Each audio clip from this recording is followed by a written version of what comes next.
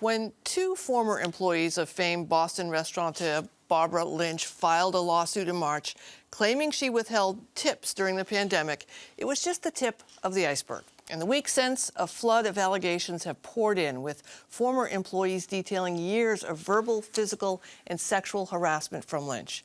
And while the lawsuit over the tip continues, with employees at all 7 of her restaurants arguing Lynch broke state wage laws in spring 2020, her employees are also looking to hold the acclaimed chef accountable for her behavior on the job. I'm joined now by one of those former employees, Hillary Ya, who worked as a server at Lynch's B&G Oysters in the South End from 2010 to 2021, along with her lawyer, Lou Sabin. And we did invite Barbara Lynch to join us today. She declined. Hillary, I want to start with you around this tip conversation and this lawsuit, because the restaurant business, as we're going to talk about, is a very complicated world when it comes to pay. It's almost like its own universe. What is the lawsuit alleging was happening? Essentially, when we started working again, that we did not get our tips. In lieu of receiving our tips, they decided to pay us a certain amount of money, and then all of our tips were being taken by the restaurant group itself. So we ourselves were not receiving the tips that were being left for us. And Lou, what's wrong with that? Well, so basically, in the state of Massachusetts, there's very specific laws. And I think you addressed this earlier, talking about how sometimes the laws surrounding wage in Massachusetts, it can be arcane and difficult to understand. But the law is very clear on this sort of thing. The tips are the property of waitstaff employees. At the Barbara Lynch properties, they were being paid with Paycheck Protection Plan funds. But it seems like when you looked at their pay stubs, the tips weren't going to the employees. And the law makes it very clear. Her team has addressed this sort of thing, but they still haven't been able to say that the tips went to the employees. So that's something we're looking into. We're making sure we look into where those tips went. And the purpose of this lawsuit is to make sure all those tips go to the waitstaff employees. We have a statement from Barbara Lynch on the response to the lawsuit contesting the allegations against her. They say every employee was paid 100% of their prior year earnings, and the plaintiffs in that suit earned over $40 per hour. In addition, throughout the shutdown, the company maintained continuous benefits and did not collect any premiums from employees. Is that part true? That part is true, but once again, what we kind of have to look at is there's a reason why they have these laws in place. And the reason why they have these laws in place is because if you allow the tips to go through the management and they are able to decide what to do with them, technically that money isn't yours, and that's why the laws are in place. So once again, you can justify on your side of things how it is that you wanted things to be spent, but it does not change the fact that you took our tips. So those were spent in different ways than we could have personally spent them, having them in our own bank account. Was there any discussion about this before the lawsuit was filed? Well, at that point in time, it was a very chaotic and scary point, and honestly, it did not look like the restaurant industry was going to make it.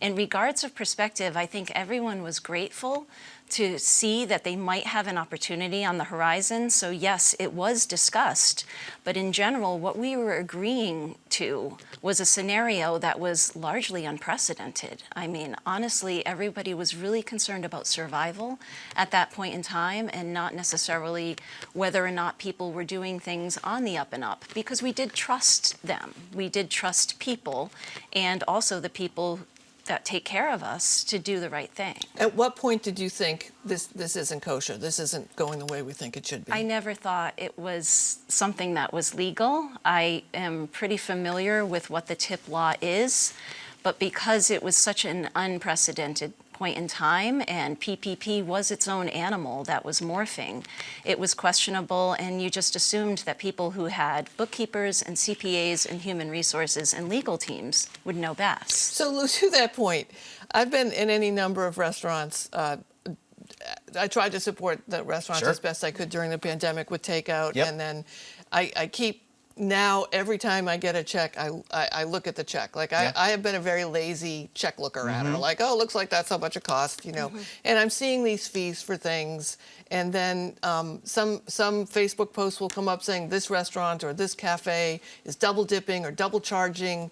Is this a message to everyone who's in this business that it's a good time to take a look at what your policies are and make sure that they are legal and you're adhering to state law, and also listening to if your employees are complaining about what's happening? I think that's a great way to put it, because what this suit is trying to achieve basically is making sure that all of the employees at these 7 restaurants get the tips to which they're entitled, and I think Hillary touched on this earlier. It was a time where the restaurant industry, there was a lot of people were saying that the restaurant industry was not even going to survive at all. And at restaurants like Barbara Lynch's restaurants, you have high-end clients. High-end restaurants bring high-end clients. So a lot of them would leave very generous tips because they saw people like Hillary being in there, putting themselves in harm's way to continue to serve them. So that's one half of it, is we're looking to make sure that those tips get to employees. The other half of it is something I talked about earlier, and it can be really difficult to understand the intricacies of wage law. And a lot of places don't have the money to have a huge legal department. So something like this can really put people on notice. Hey, maybe I need to take a look at my payroll policies. Hey, maybe I need to take a look at where my tips are going. Maybe I need to take a look at everything. And I think that there's a lot of restaurant owners, managers who are trying to do the right thing. And if this causes just a couple of them to take a look at their policies, I think that's great too. So it's not really just a punitive thing, but we're hoping it's an educational thing. We can fire a shot across a couple people's bows. And, if you've got questions, ask. And if you're not certain what the law is, there's people out there who can answer those questions for you. Hillary, I want to move to the more disturbing in a certain way. This is sort of a business problem, and the hostile work environment is a different entity, and I want to thank you for coming in and talk about it. I'm sure it's more difficult than talking about tip issues.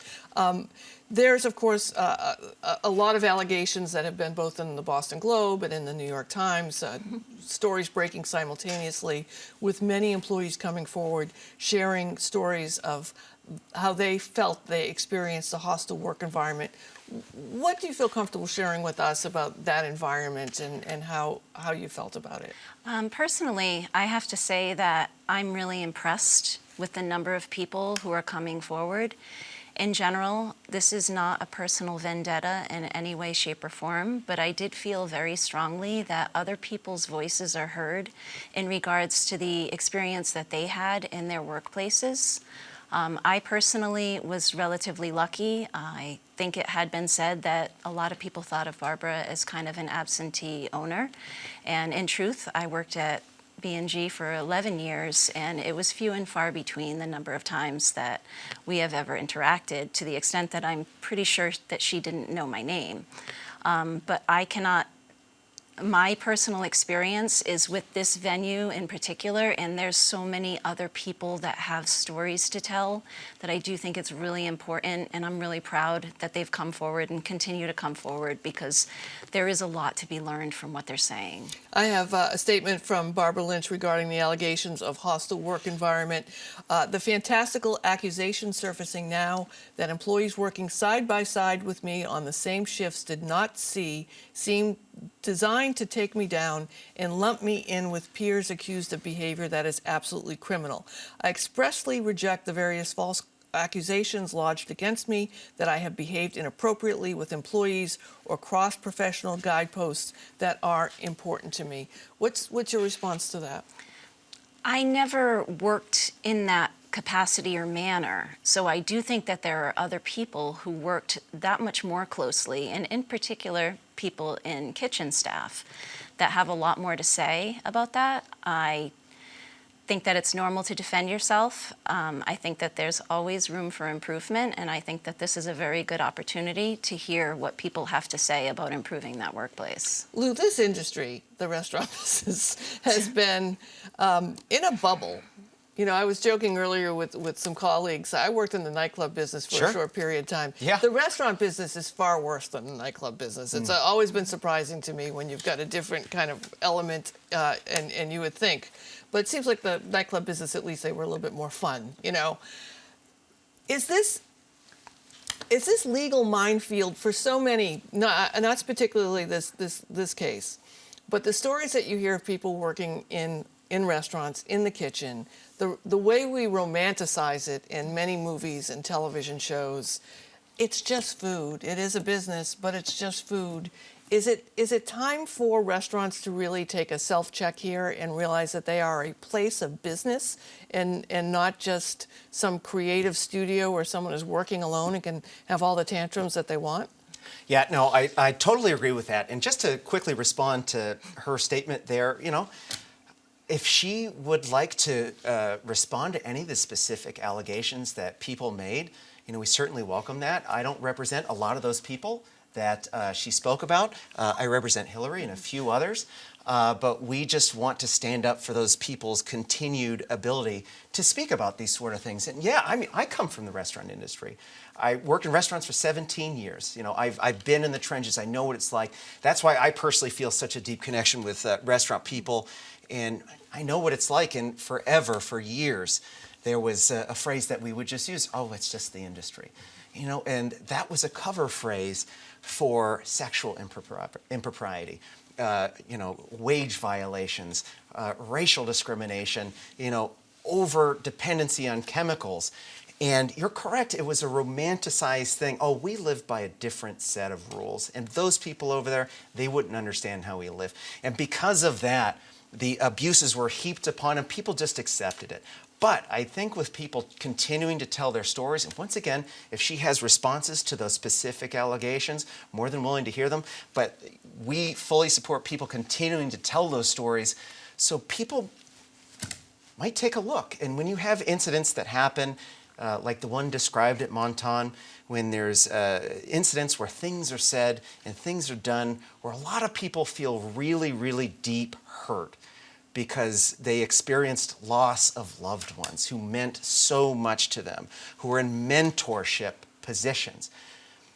And the kind of response that they received, where they feel so much hurt, that's when people start asking questions. That you're referring, of course, to the death of one of the employees and her response that is alleged that she had at the restaurant. Exactly, and not only just one, it was two. You know, two in 2 months, which sent shockwaves through the restaurant industry. You know, and when someone responds in the way that Ms. Lynch did, you know, sometimes that can hurt a lot of people's feelings, and people are willing to accept, oh, maybe they're shaving my hours. Maybe my tips aren't going to the right place. But when people feel really hurt, that's when they start asking questions. And that's when, more importantly, they start seeking answers to those questions. And those are the kind of questions that we're asking with this particular lawsuit. You know, where did the tips go? And, you know, like we said, our goal is to make sure that all those tips go to the right place, which is the waitstaff employees. You're still in the business? I am. Still love the business? I always love the business. We'll always love it. Still optimistic about the business? Absolutely. I'm never giving up. It's a really big part of my soul. I thank you both. Hillary, Lou, thank you so much for coming in and sharing your stories with me. I appreciate it. Thank you, Sue. Thanks We for appreciate having it. us.